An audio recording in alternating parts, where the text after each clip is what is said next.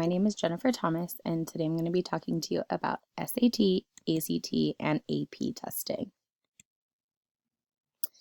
The SAT used to stand for Scholastic Aptitude Test when it was originally created. In '93, they changed that to Scholastic Assessment Test because they didn't believe aptitude was an appropriate word to define what the students were doing.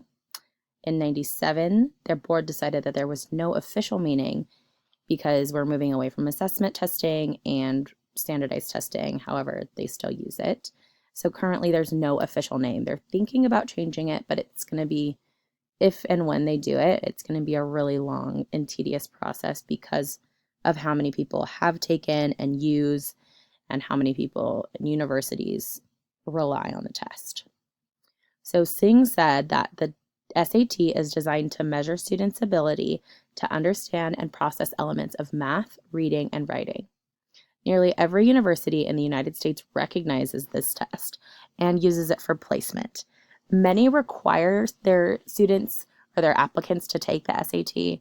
However, not all of them do. If you're unsure, you should always contact the admissions department. But it is always the best practice to just take the exam.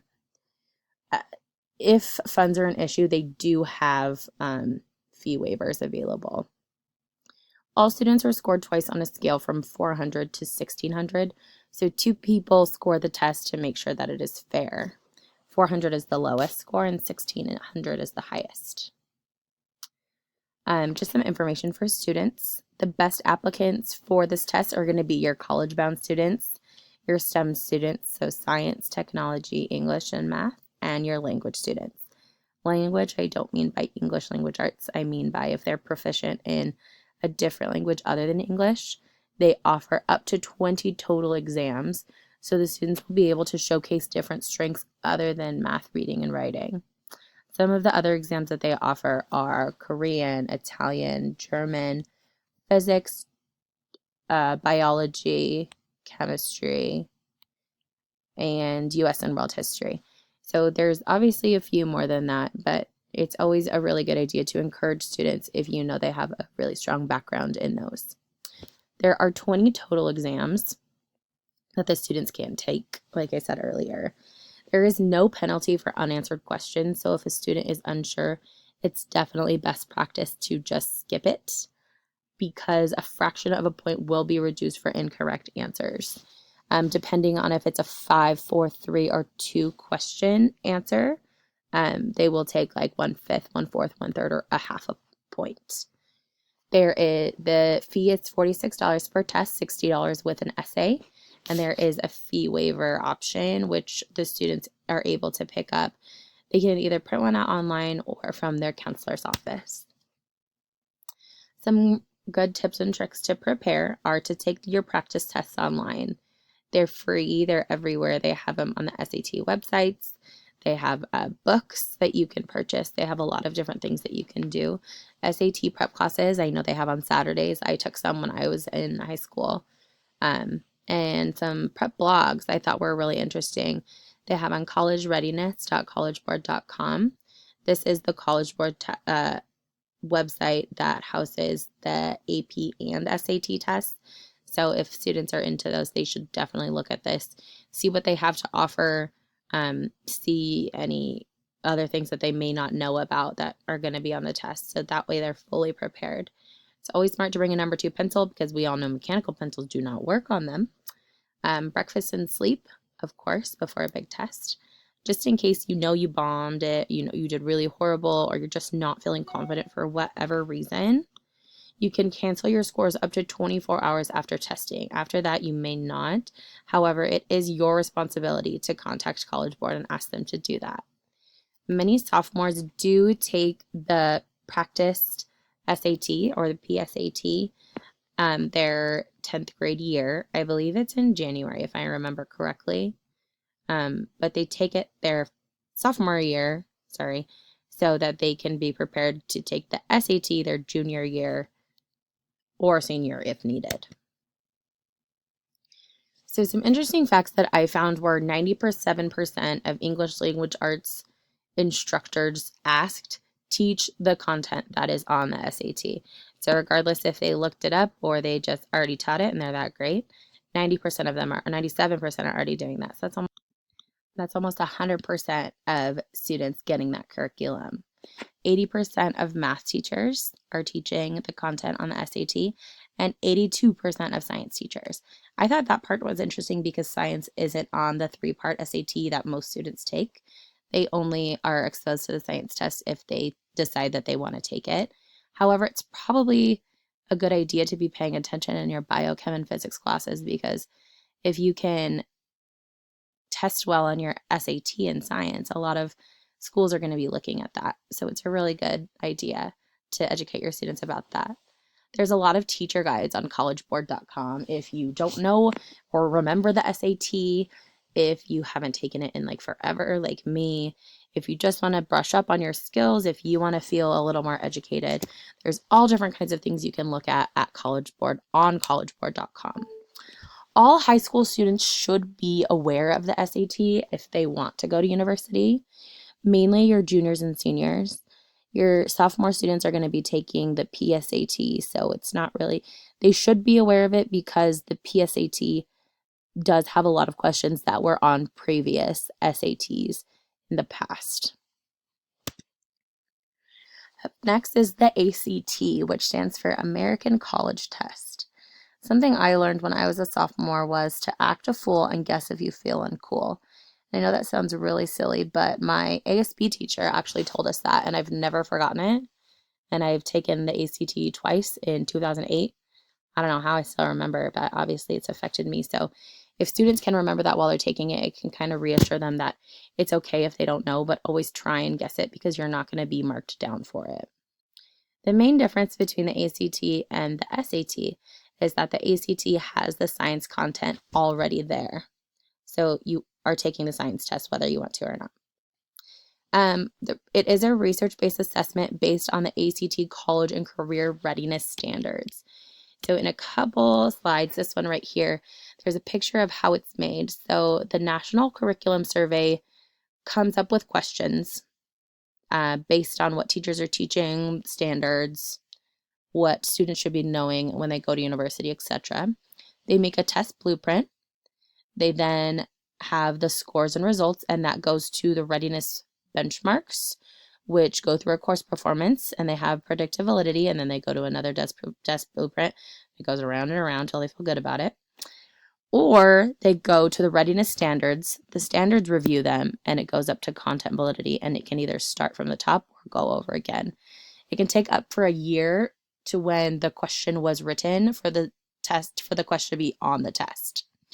Students in high schools use the test to define what students know and what they're able to do, and post-secondary education defines what students know and if they are on target for success, if they're on par to be a part of their education system at their university. Universities use the score from the ACT to assess academic ability and evaluate against the academic entry pool. So they want to know what your grades are, how you're going to be, how studious you're going to be, what you're going to be doing. And it's important for them to look at not only your GPA, but also your ACT if you've taken it. Andrew, the CEO of the company, stated that students are not just getting a score report, they are using those scores to inform their thinking and ultimately develop their future. So I guess the thought behind the ACT is that they don't want students to just be, I'm taking another test to get into school. It's like, no, you're taking a test to prepare you for the rest of your life. And I think that's really powerful because so many students like, oh, I'm going to college because I have to, like I did. However, it's like you're going to college, university, whatever, to improve your life, improve yourself, improve your education, and improve the world. So if they can get a grasp on that now, they can understand the effectiveness of these college tests. Some quick facts that I found about the ACT. They give it about 6 times a year. The duration is 3 hours and 3 hours and 40 minutes, including the essay. The cost ranges from $34 to $50, and the max score is a 36, average score is a 21. The lowest score you can get is a 1. So scale from 1 to 36. And a lot of students say, does it count? Because I feel like you don't really learn about the ACT until you get to high school, but you always know about the SAT. Um, and all of the universities that I applied to required the SAT. It was suggested to take the ACT, so I absolutely took it. But it's always a good idea to ask your individual university admissions department if the ACT or the SAT count, how influential they are in getting into the university that you like. They actually encourage students to retest. 57% of the students do better the second time. I know I got 6 points higher the second time I took it, so I definitely felt a lot better about that. There are sample questions and study guides available on act.org. There are also practice books. So it's important for instructors with the ACT to educate the importance of it, to educate why the students are taking it, how it's going to build on their future, and what they're doing it for. It's important to practice with the students because the test builds on familiarity. So the more you take it, the more comfortable you're going to be, the more questions you're going to say. You're going to see similarities between, and you're going to be able to tap back into that knowledge and grow from that. Communicate and discuss how students are feeling about the content and their confidence. So not only do you know this, that, and the other, how are you feeling about the test? Do you feel okay? Do you need any help with any particular part? These are always good questions to ask. And then to make connections between ACT questions and previous learning. So I was reading that the ACT knowledge base starts at second grade and goes up to high school. So if we can educate how relevant our second grade education is when we're in 11th grade, imagine how much you're going to be learning in those next 9 years of your life. The last test I'm going to be talking about are advanced placement exams. AP courses and exams are designed for students who excel past their grade level and want the opportunity to receive college credit or skip entry-level courses. It's not always guaranteed, but you may receive credit for passing with the 3 or higher. It's always best to contact your university admissions department for details. The test is $93 outside the US. If you take it out in Canada or US territories, it's $123. And universities can offer credit and placement, just credit or just placement. So you can get 3 credits and move to a higher class. You can get 3 credits, or you can move to a higher class and still have to take more. So for students, there are practice exams available for all. They're beneficial for homeschool students because homeschool students don't have the opportunity to take the AP class, which is the best way to prepare because College Board gives all that content to the teachers. So you have to request, or students have to request for this College Board to send their scores out to different universities. They do offer accommodations and services for students with special needs. However, if you need them, you have to apply. The more frequent ones used are extra time, extra breaks, a 4-function calculator, using a computer to type instead of writing, or having someone read it for you. The AP class does not equal the AP test and vice versa. You can take the test without taking the class, but it's always best to take the class because it's the best preparation. My senior year, my teacher told us that one AP class is like one college class. So your whole year is basically cut in half. And it did really help me when I first got to college.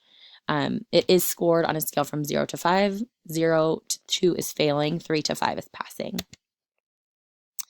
So for teachers, it's really important for teachers because they're teaching the content on the test to our students. There is a help community at this website right here, but they do offer conferences, curriculum instruction, free professional development, and AP mentoring. I remember where I was subbing last year, a lot of the teachers had AP binders, and they would refer to that whenever they had questions. And I thought that was a really good idea because you're giving the students the best opportunity that you can.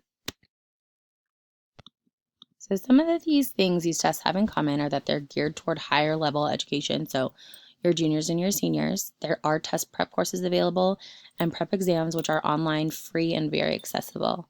They're all research-based assessments. Some of the practice test questions have been on previous tests. They're normally seen about 3 to 7 years out, but that kind of gives you an idea of what's going to be on the test. Also, universities value these exam scores and use them along with GPA